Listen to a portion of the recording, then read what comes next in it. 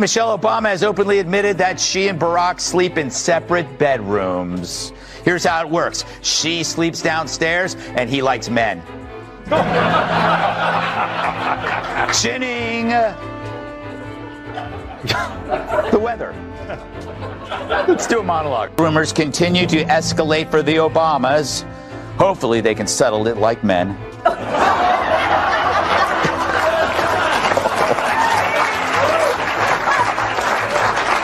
And my goodness, you want to talk about the most overrated political hype of a generation? It would go to Michelle Obama. Anyway, that's just a side note that's been on my mind for a while. I'm happy to make fun of her look. It's very strange. It was Benny Johnson who dubbed that one hairstyle the Stegosaurus. I'm not getting into that. She three bumps on the back, Stegosaurus. It's very... Let's get this started. Ever feel like politics these days is less about leading and more about performing? Scripts, stage lights, rehearsed lines, it's all a show. And Michelle Obama, she's not just playing a part, she's owning the stage every single time. Michelle Obama, listen to this. And at this phase of my life, I'm in therapy right now because I'm transitioning. You know, I'm 60 years old. I've finished a really hard thing in my life with my family intact. I'm an empty nester. My girls are in, you know, they've been launched. And now for the first time, as I've said before, every choice that I'm making is completely mine. I now don't have the excuse of, well, my kids need this or my husband needs that or the country needs that.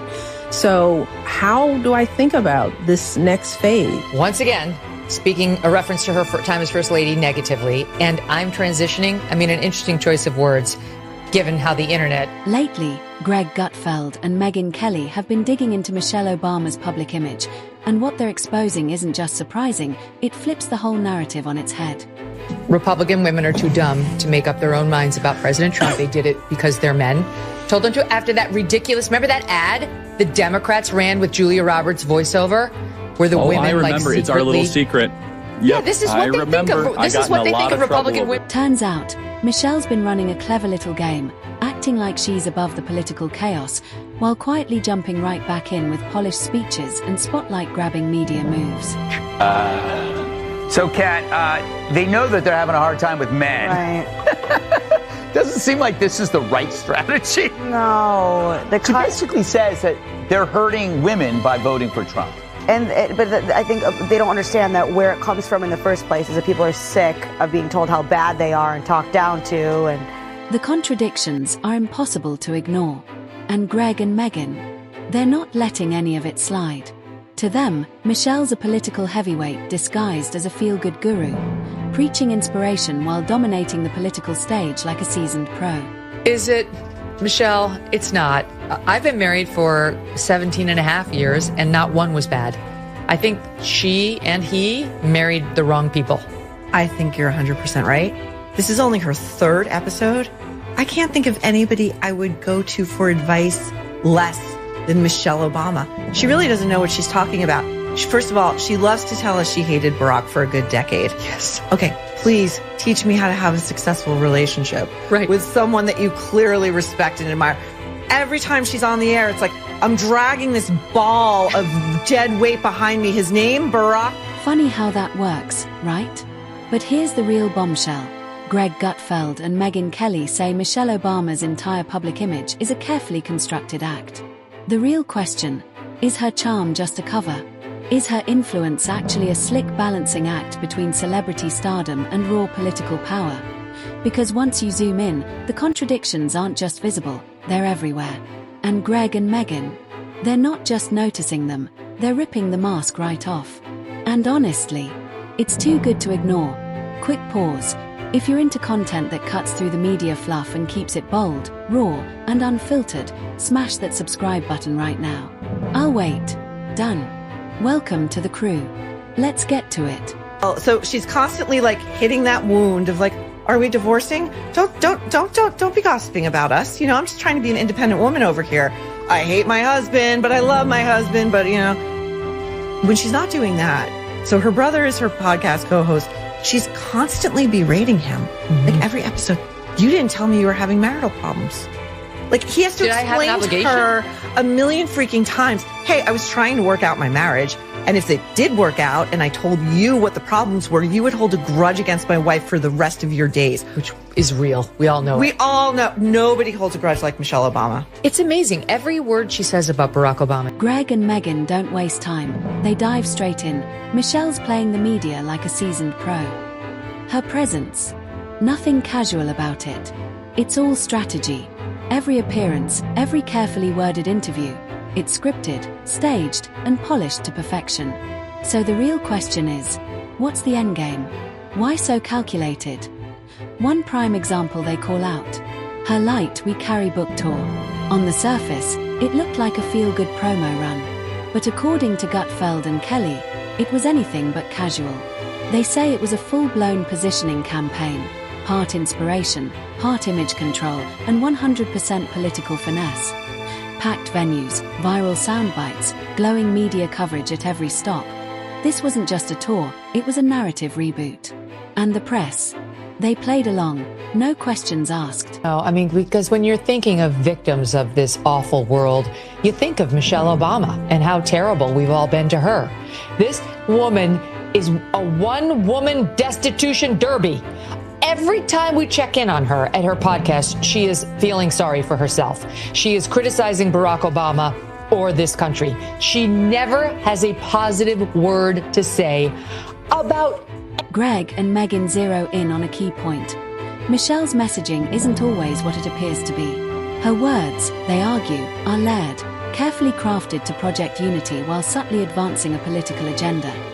Take this for example. She preaches unity and togetherness, but then wades into divisive political territory, sometimes even throwing jabs at the very groups she later tries to win over with polished messages about hope and change. It's a balancing act. Play the role of the inspirational icon while still pulling strings like a seasoned political player. And that whole just motivational persona? Gutfeld and Kelly aren't buying it. They're openly skeptical. To them, it feels more like a curated performance than genuine authenticity. More calculated branding than heartfelt conviction. This is where, Michelle Obama is kind of full of it. And you know this is true. When Biden announced he was resigning via fax, nothing weird about it, okay? Obama tweeted that they were looking forward to an open primary where they'd pick a nominee. And I know that to be relevant to this story because you can see that Michelle Obama isn't trying. She accused Trump in that same speech of avoiding interviews. Yeah. On the same night he did a 3-hour interview. That's like accusing Chris Christie of avoiding pizza. You know what I mean? There has to be a condition. People deserve the full, unfiltered truth. And what Greg Gutfeld and Megyn Kelly are pointing out. This isn't just some edgy opinion. It's a direct challenge to the glossy, media-approved image of Michelle Obama. They're saying her influence didn't just happen. It wasn't organic. It was built, carefully, deliberately, like a stage production. From a distance. Sure, it looks flawless. But zoom in, and you see the choreography. The polish. The precision. Every smile, every word, every off-the-cuff moment. Planned. Nothing about it is casual, and the media. Let's be real. They're not just reporting on Michelle, they're practically canonizing her. Glowing headlines, softball questions, zero pushback. There should be a shot. Why isn't anyone asking the tough questions? Why is this level of influence getting a free pass? And don't think it stops at speeches. Gutfeld and Kelly point to her book tours and Netflix specials, not as heartwarming storytelling, but as calculated political branding campaigns. You think it's just about hope and healing. They say it's about building a loyal following, while staying conveniently outside the political blast zone. Michelle talks unity, but then fires off political jabs. Says she's above the fray, while shaping the narrative from behind the curtain. It's a balancing act, and it's working. Because she gets to play both sides, the inspiration icon and the political influencer. All upside. No accountability, and here's the kicker, she's not running for anything, yet somehow holds more sway than half the people who are. There should be a shot. How did we get to the point where someone wields that much soft power with zero scrutiny? Greg and Megyn aren't saying don't respect Michelle, they're saying stop drinking the Kool-Aid. Question the shine. Because this isn't just a former First Lady telling her truth. This is a media-savvy, culturally dominant force, working media, branding, and influence all at once. Even the way she speaks, it's not just inspirational, it's engineered. Friendly tone, simple language, tight repetition. That's not just storytelling, that's brand building. Subtle, but strategic. And let's not pretend she's just a public figure. She's a celebrity, full stop. Her events sell out like concerts, her books dominate the charts, her interviews go viral in minutes. That crossover between pop culture and political relevance. It's not coincidence, it's power. Unfiltered, unquestioned. So here's the real question. Is Michelle Obama truly the voice of unity, or is she the backstage operator, pulling strings while avoiding the spotlight?